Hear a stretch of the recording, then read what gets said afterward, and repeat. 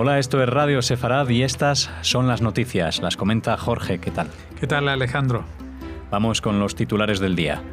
Jason Greenblatt visita Israel para avanzar en la reapertura del proceso de paz. Daesh en Sinaí muestra un vídeo de un dron supuestamente israelí colaborando en el operativo del ejército egipcio. España condena la autorización israelí para construir nuevas viviendas en territorios en disputa, incluida Jerusalén. La fábrica iraní de misiles en Líbano constará de 2 instalaciones a 50 metros bajo tierra. Estos son los titulares. Volveremos para hablarles de la agenda cultural tras estas noticias.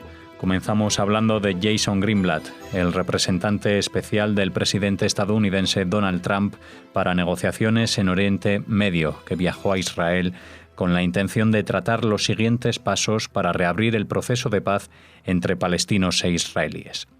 Entre otros, se reunirá con el embajador estadounidense en Israel, David Friedman, pero seguramente realizará otras reuniones relevantes que no se han dado a conocer con el fin de crear un mecanismo de diálogo entre palestinos e israelíes. Sí, la verdad que esta es una noticia muy difícil de comentar porque lo único que tiene para informar es que ha llegado Jason Greenblatt, que sabemos para qué viene, pero no qué es lo que va a hacer exactamente, con el objetivo, que está claro, de sentar en una mesa a palestinos e israelíes y sentarlos no por el hecho de hacerse una foto, sino para conseguir algo.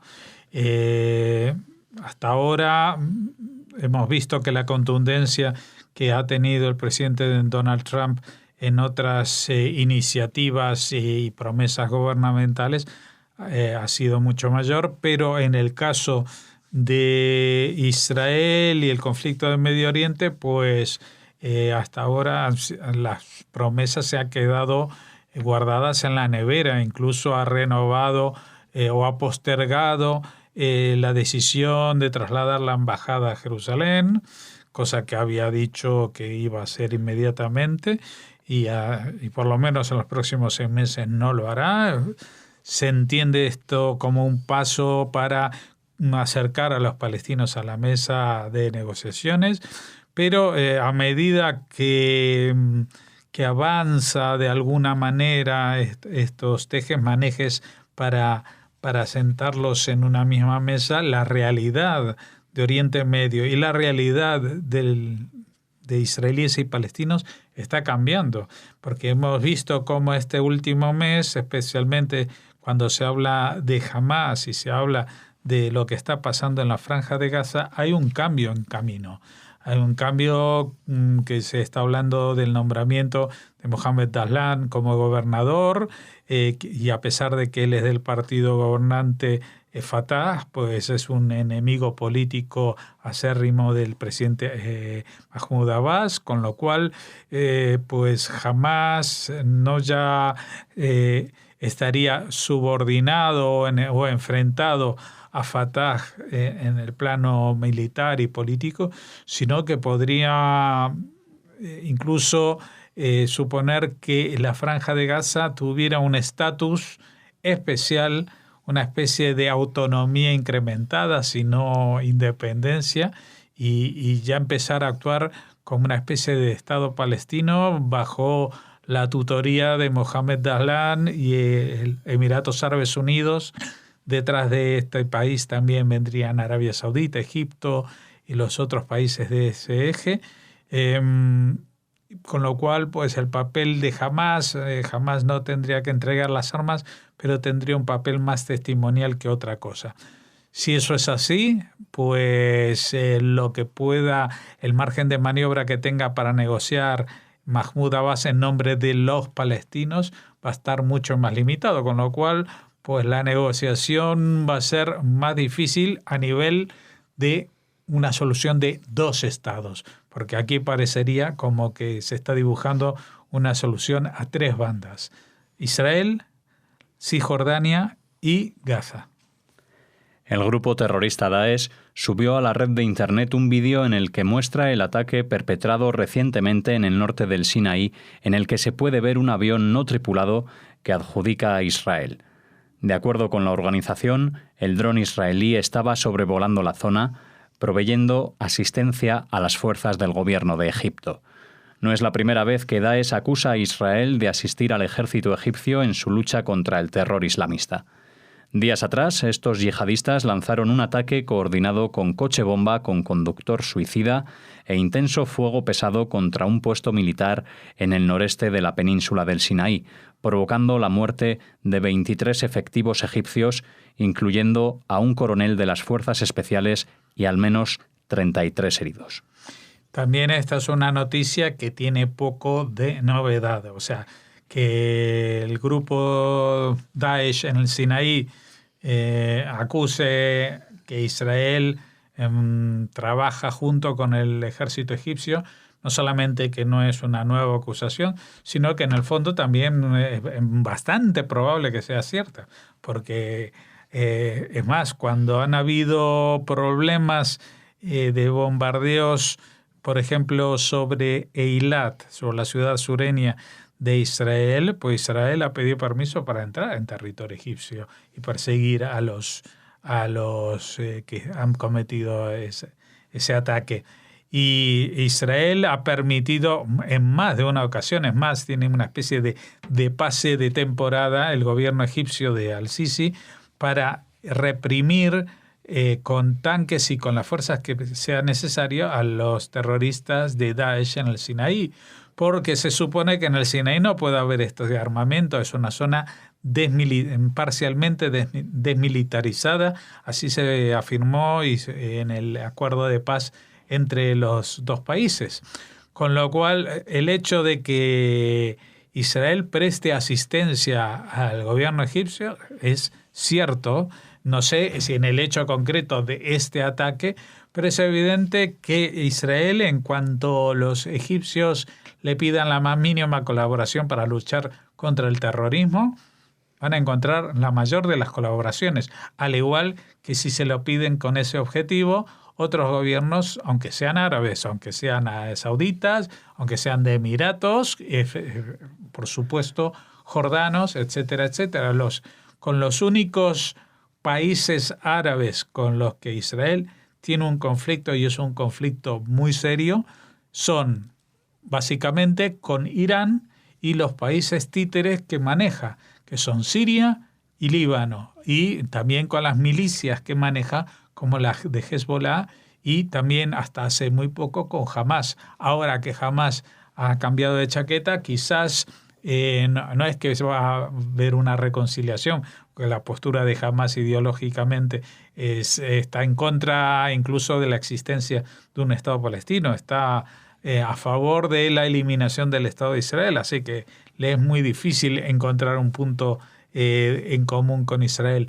Pero en este momento también Daesh en Sinaí se va a ver afectado por este cambio de posición del que hemos hablado de Hamás en la Franja de Gaza, porque ya no será el santuario que era antes la Franja de Gaza, que utilizando los túneles de contrabando, pues los terroristas de Daesh, una vez cometido el atentado, se refugiaban allí. Esto se ha acabado para ellos, aparentemente, con lo cual no hace falta que los de Hamás le disparen para haberlos traicionado y dejado en una situación terminal. Y seguramente lo único que les queda a estos terroristas es un poco más de tiempo, porque el desierto es muy grande y es muy fácil esconderse en él. El gobierno español ha condenado hoy la decisión del Ejecutivo israelí de construir 1.500 nuevas viviendas en Jerusalén, ya que dicha decisión, aseguró, es contraria a la legalidad internacional y constituye un obstáculo para la paz. Los asentamientos constituyen un obstáculo para la paz y ponen en peligro la solución de dos estados, Israel y Palestina, que coexistan en paz y seguridad dentro de fronteras estables y mutuamente reconocidas, expresa la nota. De las construcciones aprobadas, 178 corresponden a barrios de Jerusalén Este. Bueno, voy a decir una cosa. El gobierno español es mi gobierno, pero está mal informado y ha dado un fuerte patinazo con este acto de reprobación, porque en la propia declaración, ya yo pensaba que era parte de la reiterada ignorancia de los periodistas de medios españoles en titular las noticias, porque no decían 1.500 nuevas viviendas, sino decían 1.500 nuevos asentamientos. Un asentamiento no es una vivienda. Vamos a ver, ni siquiera es un bloque de vivienda. Un asentamiento es una aldea, un pueblo, un caserío o una ciudad. Eso es un asentamiento.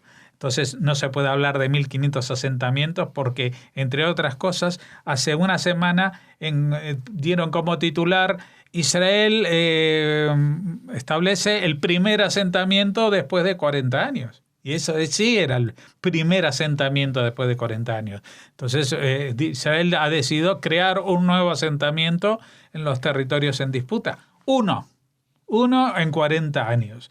Los demás son viviendas. A ver, tú construyes un bloque, ¿no? Un bloque normal, pongamos un bloque de 8, 10 plantas. 10 plantas con 6 apartamentos o pisos en cada planta. Pues esto ya hacen 60 asentamientos para la prensa española. Pero no solamente que la prensa lo ha titulado mal, sino que la propia declaración del Ministerio de Exteriores de España habla de los asentamientos constituyen un obstáculo para la paz. Aparte de que es una mentira de que los asentamientos, aunque sean asentamientos, constituyen un obstáculo para la paz, porque hasta ahora nunca se ha llegado a un diálogo de paz donde la retirada de un asentamiento fuera lo que impidiese la firma de un tratado de paz. Eso que están diciendo es una mentira, y a sabiendas que es una mentira. Es simplemente una declaración porque, como todo el mundo lo dice, pues nosotros los españolitos tenemos que ir y decir las mismas tonterías que dicen los demás.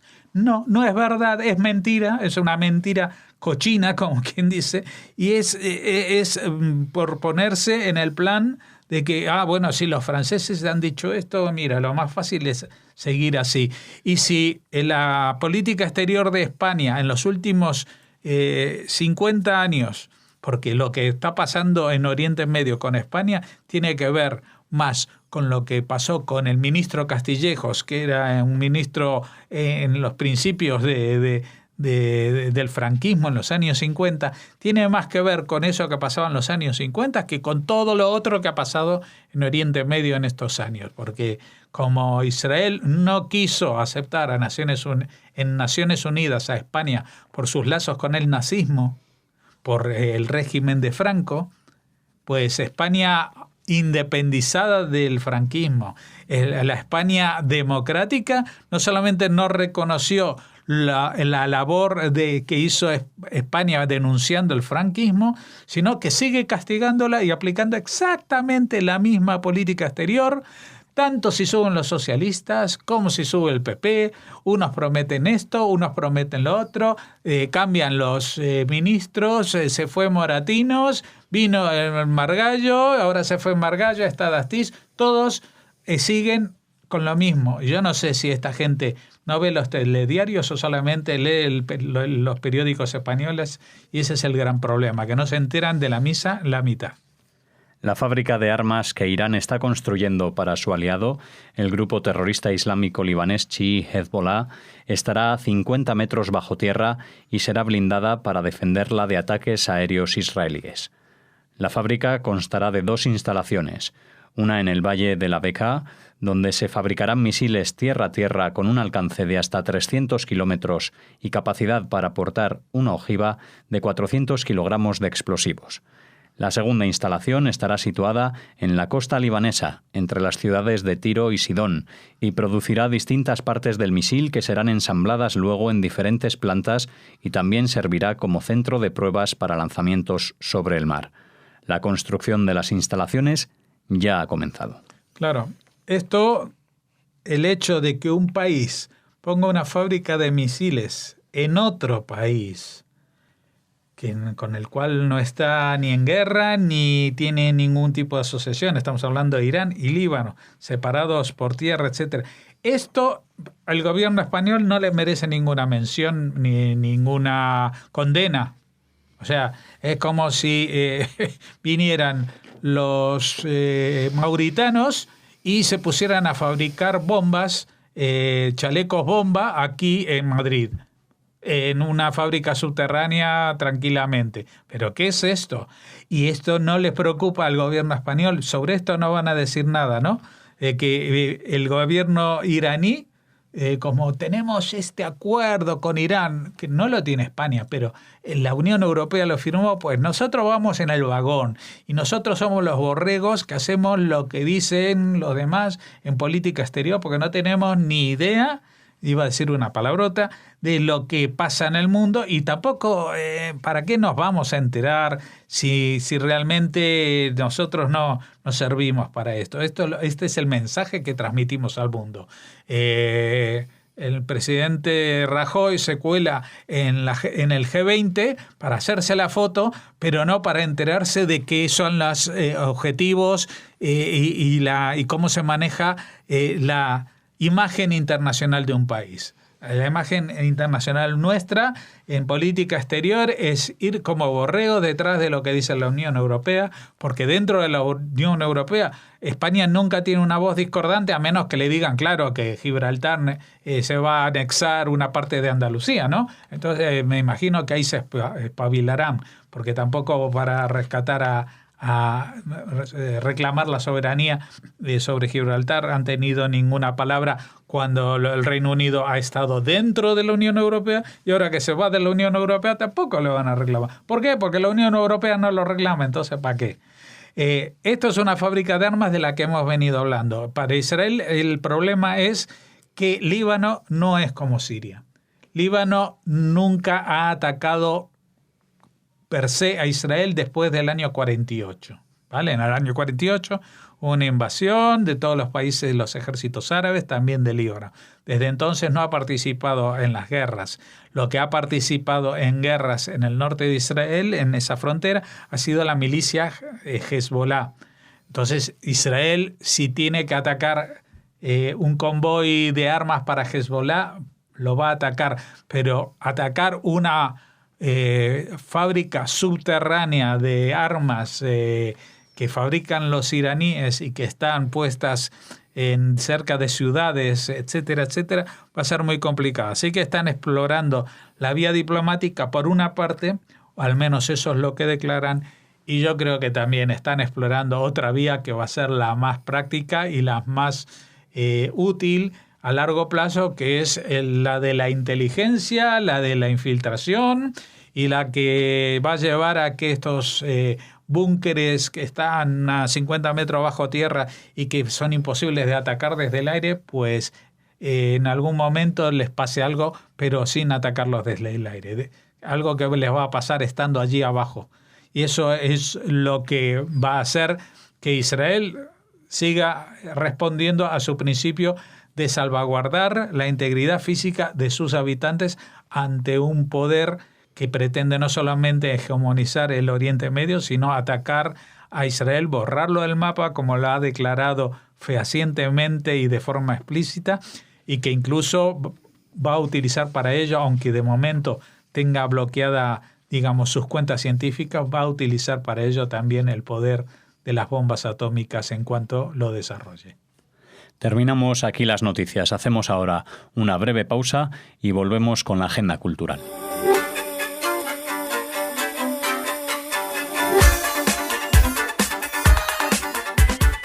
Estamos ya de vuelta con la agenda cultural. Estamos con Raquel, ¿qué tal? Hola Alex, hola a todos, muy bien. Para que nos cuentes todo lo relativo a novedades con la agenda. ¿Qué nos traes hoy? Agenda cultural, agenda social, ya saben, sí, en este caso les hablamos de Rabí Jaime Casas de Córdoba.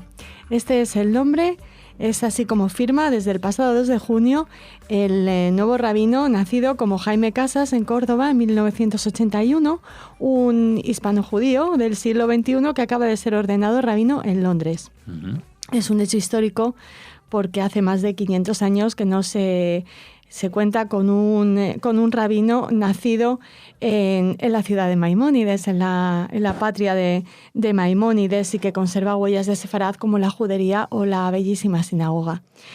Su padre y su abuelo fueron militares a la antigua usanza. Su abuela entonaba canciones de Ramón Medina y otro abuelo culto y enamorado de Trastierra fueron los que empezaron a inculcarle el amor al judaísmo. Creció entre Córdoba y Cádiz, estudió Derecho en Sevilla y él se considera un poco pues una mezcla de todas las ciudades en las que ha vivido, estudiado o, por supuesto, se considera cordobés porque nació allí. Dice que el hecho de haberse convertido en el primer rabino cordobés después de tantos años es un hecho histórico, pero no hace justicia alguna. De hecho, dice el que yo haya tenido que renunciar a Córdoba y marcharme a Londres para poder cursar mis estudios rabínicos es consecuencia de la destrucción de la judería cordobesa y de las juderías españolas a raíz de la expulsión.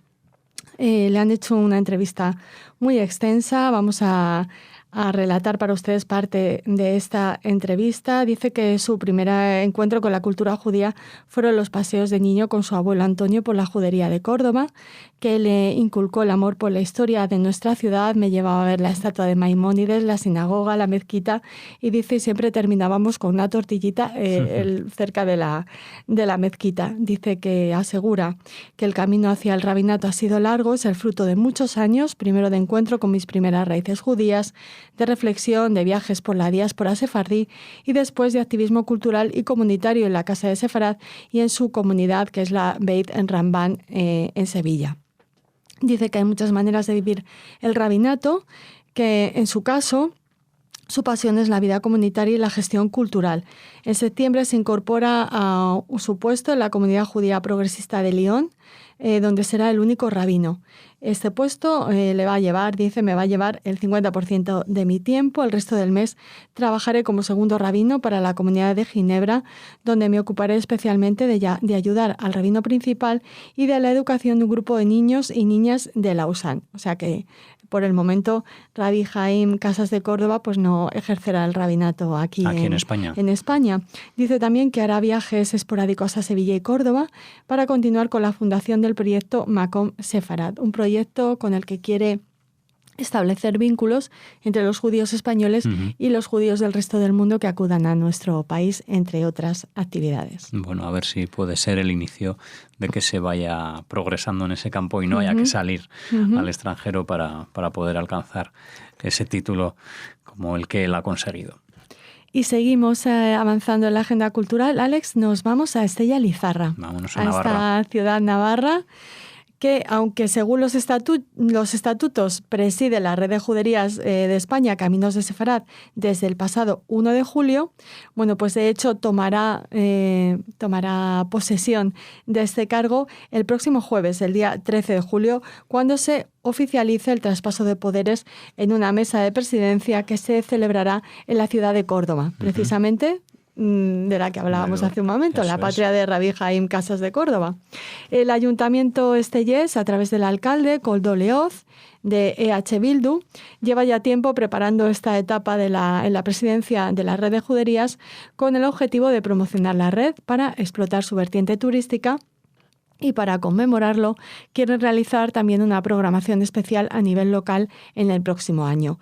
Por ejemplo, algunas de las cosas que ya están confirmadas que se van a hacer es el próximo día 9 de septiembre, dentro de la Semana de Música Antigua de Estella, habrá un concierto de música judía. Y además, la próxima Semana Internacional de Estudios Medievales también estará relacionada con la cultura hispano-judía y sefardí. Bueno, pues nuevos asuntos, supongo que haya exposiciones y otro tipo de eventos. Sí. Comenzamos con ese concierto en la Semana de Música Antigua para dar bienvenida a esta nueva sede. Eso es.